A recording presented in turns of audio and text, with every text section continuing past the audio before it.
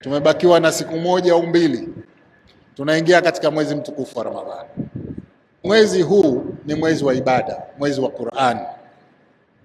Ni vyema basi tufanye ibada kwa wingi, ni vyema misikiti ijae, na kwa bahati mbaya sana isije mwanzo wa Ramadhani mwisho ikawa mitupu. Kule mwisho kule ndio kuna fadhila zaidi.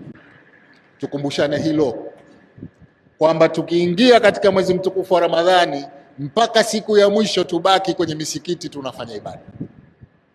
Lakini vile vile ndani ya mwezi mtukufu wa Ramadhani tunahitaji kuhurumiana. Yako makundi ndani ya jamii, uwezo mdogo, tunahitaji kuwahurumiana. Kama hayo makundi niliyoyataja na mengine, wengine hawana tatizo la ulemavu wala uyatima wala ujane, lakini hawana uwezo.